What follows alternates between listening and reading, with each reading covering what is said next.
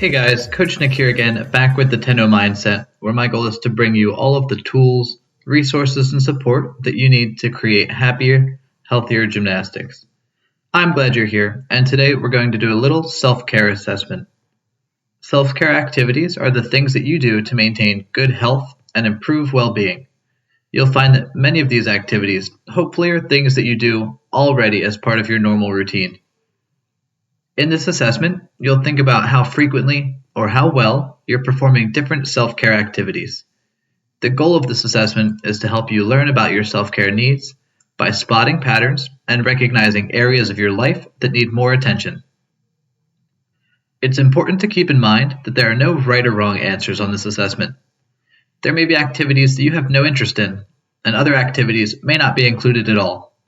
This list is not comprehensive, but serves as a starting point for thinking about your self-care needs.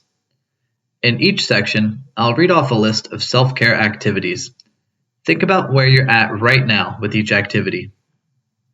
You could range from currently doing the activity poorly or not at all the way to doing the activity well or often.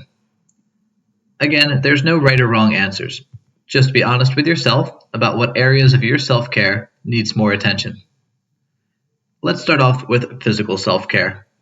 When we think about physical self-care, we're thinking about things that we can do with our body that allow us to feel energized, strong, and ready to tackle each day. Number 1, eating healthy foods. Do you fill your body with whole, unprocessed foods that give you the energy to take on daily tasks? Number 2, taking care of personal hygiene. Do you shower daily and keep clean? Studies show that people who do this often exhibit higher self-confidence. Number 3, exercising. What do you do to keep your body moving? Bodies in motion tend to be happier over time. Are you moving as much as you should be? Number 4, wearing clothes that help you feel good about yourself. Whether your favorite clothes are comfortable, stylish, or a mix of both, wear clothes that make you feel great. Number 5, eating regularly. We've already covered eating healthy foods, but do you eat enough food? Do you ever find yourself skipping meals in order to meet another deadline? Number 6, participating in fun activities. Do you make time to do activities that you actually enjoy? It could be walking, swimming, dancing, sports, or anything that you like to do. Number 7, getting enough sleep. Sleep is an important part of physical health, and it really impacts how we feel throughout the day. Are you getting enough sleep for your age group? Number 8, going to preventative medical appointments.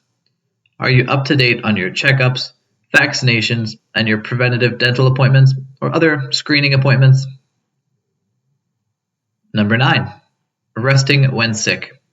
When you're not feeling well, do you allow yourself time to rest and recover? Sometimes, feeling sick is our body's way of telling us that it needs a break. And finally, number 10, your overall physical self-care. All in all, do you feel that you're taking time to acknowledge your physical needs and listening to your own body? Do you acknowledge when your body feels less than great and make changes to your actions and habits to help yourself? What areas do you currently care for well, and what areas do you need to work on a little bit more? All right, let's move on to our second category, psychological and emotional self-care. This category has more to do with our thoughts and feelings. It's important that we care for more than just our physical body, because as human beings, we're made up of more than just our physical body. We have thoughts and feelings that play a big role in how we feel throughout the day. Let's check in. Number 1, taking time off from work, school, and other obligations. Every now and then, you need a break from your obligations to reset and recharge. Do you give yourself the occasional break? Number 2, participating in hobbies. Participating in activities that we enjoy are just as important for our psychological and emotional health as it is our physical health. Make sure you make time to engage in activities that you find pleasurable.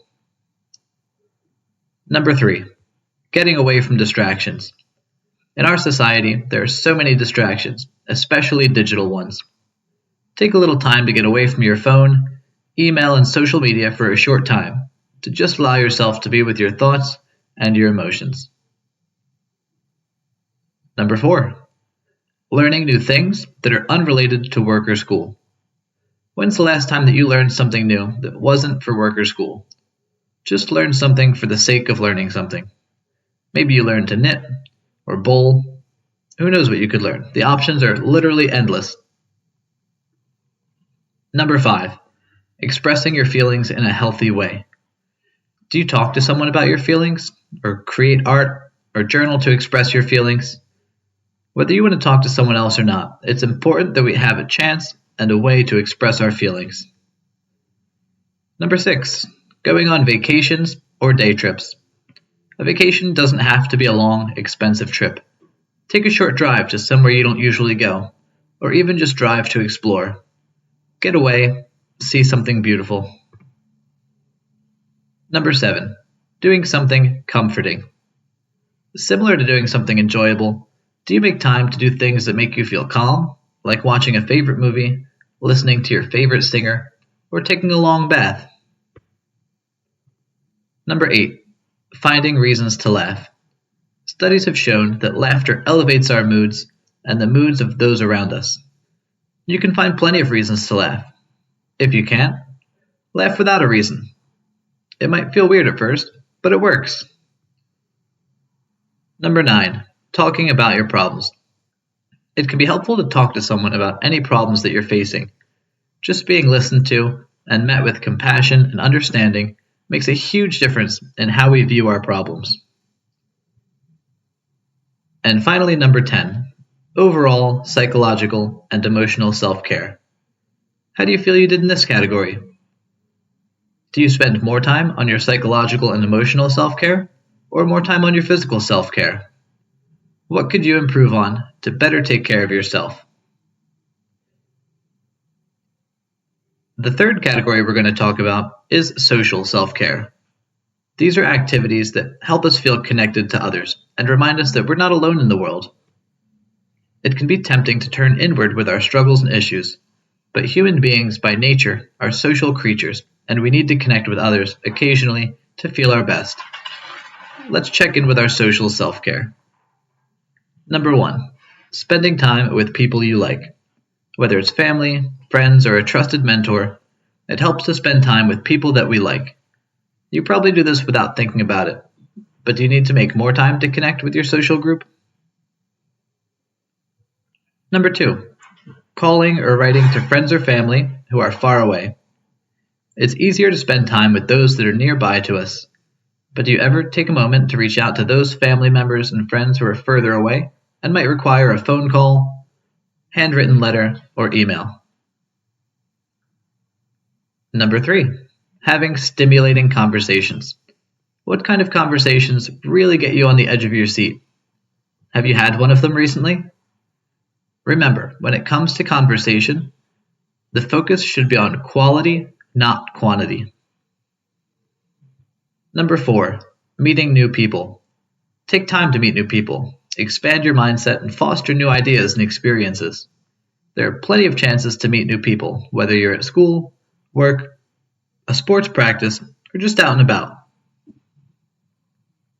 Number 5, spending time with your closest friend. Who is your closest friend? The one that you share everything with. Do you spend plenty of time with them?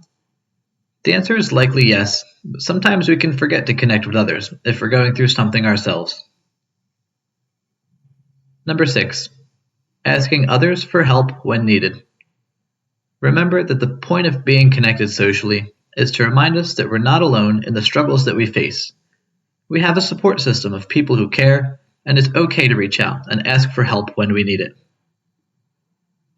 Number 7, doing enjoyable activities with other people.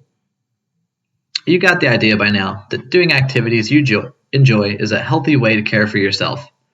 What activities that you enjoy can be done with others? Number 8, spending time with your parents or guardians. Our parents and guardians share an unbreakable connection with us. They raised us, and in many ways, helped shape who we are and how we view the world. Do we take some time to spend with them? Number 9. Keeping in touch with old friends. Old friends hold just as much value as new friends and have stood by our side through thick and thin. Make sure that from time to time you check in with them as well. And finally, number 10. Overall social self-care. How do we feel we did here? I've found that this tends to be one of the stronger areas for most people, and I think that it's largely due to how we live our lives, connected to most of the world at the click of a button. The final category that we're going to cover today is spiritual self-care. The word spiritual doesn't necessarily mean religious, although it certainly could. When we say spiritual self-care, we're referring to self-care activities that make us feel connected to the greater universe and to humankind as a whole. We're almost wrapping up here. Let's check in. Number 1. Spending time in nature. Studies have shown that being in nature elevates our mood. When's the last time you took a walk in the woods or through a nearby park? Number 2. Meditating. We'll talk about meditating in an episode sometime soon, but meditating gives us some quiet time to really hone in on our thoughts, ensuring that we're focusing on thoughts that serve us and we're not being held captive by our mind. Number 3. Praying. Praying is a word that holds an inherently religious meaning, but we can think of praying as putting what we want or need into words and either thinking about it or saying it out loud. You don't have to believe in God or a higher being to pray, and that's completely fine. Number 4. Recognizing the things that give meaning to your life. What keeps you going? For me, the chance to positively impact young lives through gymnastics gives me all the motivation I need to tackle each day. What gives your life meaning? Number 5. Acting in accordance with your morals and values. What are your morals and values, the things that you believe in, and the rules by which you live your life? Are your actions aligned with your morals and values? Number 6. Setting aside time for thought and reflection. Do you give yourself time to reflect on what's going on in your life? It helps to have a specific time for reflection and thought. Don't just let yourself have negative thoughts throughout your entire day. Set aside time to truly reflect on your day objectively. Number 7. Participating in a cause that's important to you. Giving back to the community can help us feel connected to others and give us a greater sense of purpose. Do you ever donate your time to help those in need or to support a cause that you believe in? Number 8. Appreciate art that is impactful to you. For me, I love reading literature, poetry, and stage plays. For you, maybe it's appreciating paintings, music, or something else. Appreciating art is another way that allows us to express ourselves in a healthy and creative way. Number 9. Overall spiritual self-care. This was a tough category, but how do we feel we did? It's important that we have a general sense of direction in our lives and that we feel connected to ourself and our purpose, as well as the universe as a whole. For adults, you could add a whole extra category for professional or occupational self-care, but for now, I think we've covered enough. Take a moment to acknowledge how you're feeling, right now, having completed this self-care assessment. Do you feel like you're doing enough to take care of yourself? Or do you feel like you could improve in some of the areas that we talked about? It's important to take time to care for yourself and to show yourself kindness and love. You are the expert in your own life, and only you know what it is that you need. Don't be afraid or ashamed of taking time to care for yourself. I'm proud of you for sticking through this assessment and discovering where your self-care is right now. Now it's up to you to make a change if you need one, and to reach out for help when and where you need it. I know that you're doing your best with the resources that you have available to you, and that's something that you should be proud of.